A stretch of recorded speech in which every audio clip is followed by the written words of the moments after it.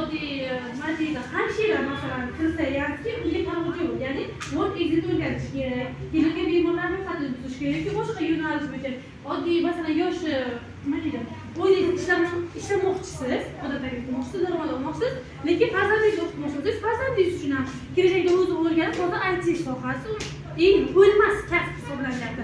Har qanday vaziyatda ham IT sohasi, IT mutaxassisi kerak bo'ladi. Farzandingiz xohlasa o'zi uchun, o'zini vaqtini unumli foydalanish uchun o'zi uchun o'yin yaratib olishi mumkin. Farzandingizni qiziqtirish uchun o'zingiz kerak bo'lsa yaratib olasiz. Farzandingizni nazdida siz ideal ona bo'lasiz. Ideal ota-ona, ideal родитель bo'lib qolasiz. Mana onam shunaqa zo'rki, men uchun shu narsani qilib beribdi.